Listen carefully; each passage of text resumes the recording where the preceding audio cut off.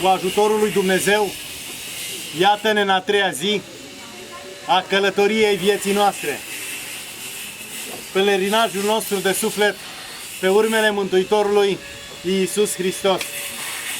În această a treia zi, cu ajutorul lui Dumnezeu, în această dimineață frumoasă, când alții acasă se gândesc cu ce să se mai îmbrace, noi astăzi avem 3 grade mai mult decât ziua de ieri. Astăzi vor fi 23 de grade. Iată-ne pe muntele Măslinilor sau muntele Eleonului. Este un munte înalt de 830 de metri și, după cum se mai observă și în momentul de față, sunt mulți măslini cultivați pe acest munte, dar înainte erau foarte mulți măslini și aici erau teascuri unde din măsline se producea uleiul de măsline. Pe muntele acesta s-au întâmplat atâtea lucruri minunate ale mântuirii noastre. Dacă ieri am poposit în locul unde Duhul Sfânt s-a pogorât în limbi de foc, iată că astăzi suntem pe muntele celălalt, de pe partea cealaltă a cetății, de unde Mântuitorul Iisus Hristos s-a înălțat la cer. În apropiere, în spate, avem câteva sate cunoscute. Betania, locul unde Mântuitorul Iisus Hristos mergea deseori la Maria și Marta și la fratele lor Lazar. Știm cu toții că acolo Mântuitorul Iisus Hristos l-a înviat pe Lazar, singurul om pentru care Domnul a plâns. Iar lângă este Betfage, satul de unde știm cu toții că Mântuitorul Iisus Hristos a luat asinul, măgarul, pe care a intrat în Duminica Florilor în Sfânta Cetate. Muntele Măslinilor are în acest loc Biserica Rusească. Locul acesta de la bun început s-a bucurat de o mare cinstire. Împărăteasa Elena, între anii 326 și 333, a construit o mănăstire. Dar vremurile instabile de atunci, schimbările care tot aveau loc, a făcut ca ea să fie distrusă. Au venit perșii în 614, când în această mănăstire erau 400 de călugări și pe toți i-au omorât. O să vedem în interior și o să vă uitați pe mozaic, să vedeți că și acum mai este urmele de sânge de atunci, ca o mărturie a credinței lor și ca un impuls duhovnicesc pentru fiecare dintre noi. Când Mântuitorul Iisus Hristos s-a înălțat la cer, locul original este undeva în apropiere, unde o să mergem după aceea. Înălțându-se la cer, Maica Domnului, împreună cu apostolii, îl urmăreau cum se înălța la cer. Câtă dragoste este între mamă și copil. Maica Domnului care îl purtase în pântece, care plânsese pentru el când era bolnav, care l-a văzut chinuit pe cruce, nu putea să se despartă de el, nu concepea să nu-l mai vadă. Și atunci, aici, a vrut să se înalțe și ea. Și vedeți aici, se vede urma piciorului Maicii Domnului, care a vrut să se înalțe. Dar Mântuitorul Iisus Hristos i-a spus: Maica mea, rămâi, că o să te iau și pe tine. Și Mântuitorul s-a înălțat la cer. Atât de minunat trebuie să înfrumusețăm noi viața noastră. Cu câtă dragoste, cu câtă, dacă vedem așa, încet, încet, cu câtă dibăcie și cu câtă dragoste Dumnezeu lucrează la mântuirea fiecăruia dintre noi. El vrea ca noi toți să fim prietenii Lui. Lăsați-vă puțin în liniște. Nu mai vă gândiți la nimic. Să vedeți câtă pace simțiți în locul acesta. E un loc care mie de fiecare dată îmi dă o stare de liniște, dă o stare de pace. De fiecare dată îl rog pe Dumnezeu: Doamne, ajută-mă ca această pace să nu mai pierd.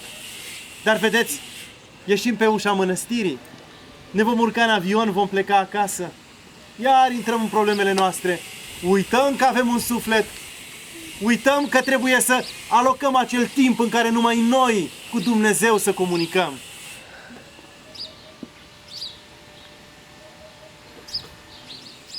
În locul acesta o să mai avem în spate un paraclis unde o să mergem să ne închinăm după aceea. În 1870, Biserica Rusă preia locul acesta, reface mănăstirea și construiește această clopotniță, dacă o vedeți. E cel mai înaltă construcție de pe muntele Eleonului. În vremurile de demult,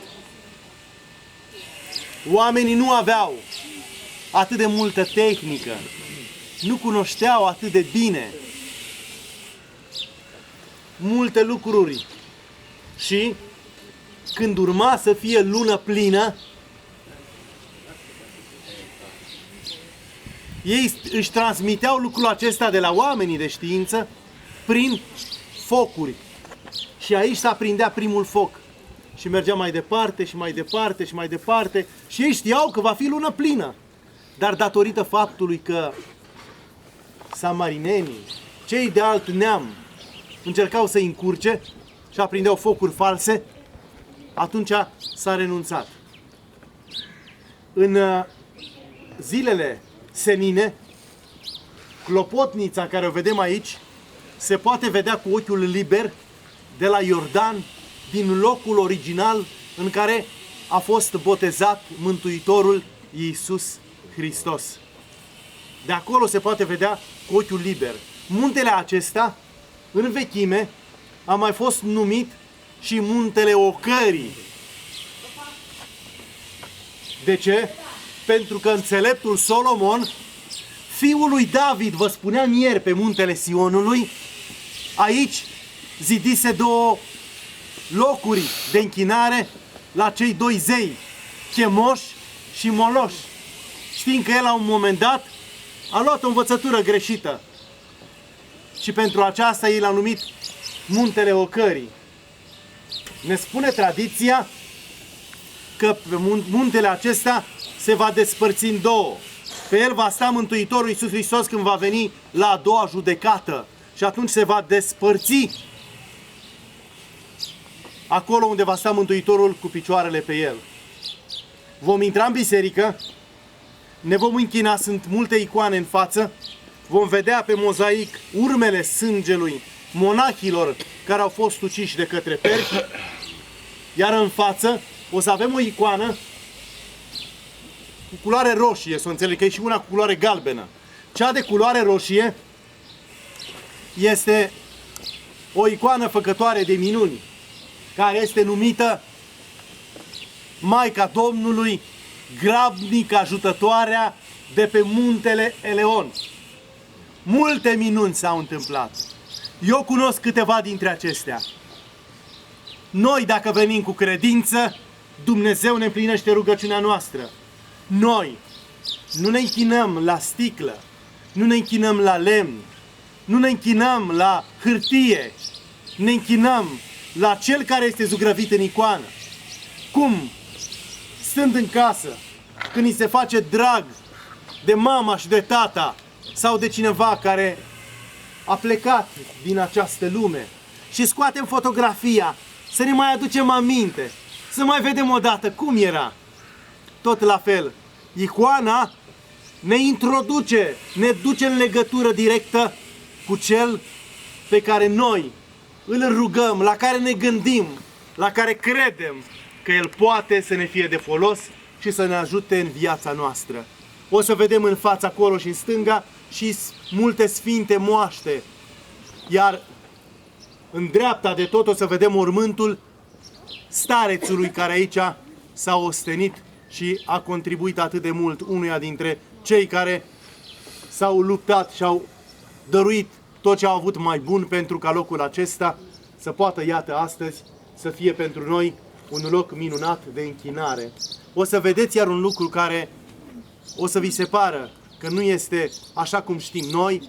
Suntem obișnuiți ca deasupra să avem la Sfântul Altar pe Maica Domnului.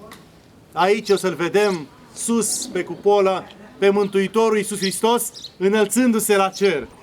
Este cumva schimbată această regulă, pentru că e normal că suntem pe locul unde Domnul s-a înălțat la cer, de acolo de unde ne-a promis că ne va trimite Mângâietorul. De când s-a înălțat Domnul la cer, le-a spus ucenicilor să nu plecați din cetatea Ierusalimului până când nu vă voi trimite pe Mângâietorul, pe Duhul cel Sfânt. Și ei mergeau acolo, la cina cea de taină, unde am fost ieri, stăteau și așteptau. După 40 de zile s-a pogorât în chip de limb de foc Duhul Sfânt.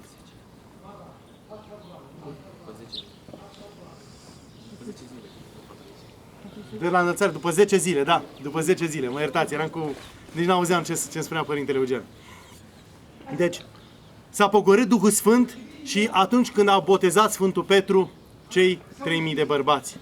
Iubiții mei, acum o să intrăm în biserică, o să ne închinăm, o să vedem și acea urmă de sânge, ne închinăm la icoana Maicii Domnului, grabnic ajutătoarea, și să ne gândim până acolo, să ne rugăm, Maica Domnului, Tu care ești mamă bună și iubitoare, Tu care aici ai suferit văzând că desparți de Fiul Tău, dă-ne putere și nouă, să ne rupem de lumea aceasta trecătoare, să putem să facem din viața noastră un colț de rai și atunci, când vom ajunge în împărăția Ta cea veșnică, să ne primească Fiul Tău și Dumnezeul nostru cu brațele deschise, spunându-ne fiecăruia dintre noi, vino slugă bună și credincioasă, peste puțin ai fost pusă, peste multe te voi pune, intră în bucuria Tatălui meu.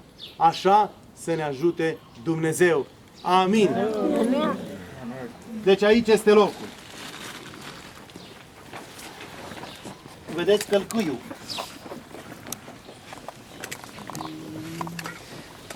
Timpul a mai deformat. Da, dacă vedeți, se vede forma călcâiului.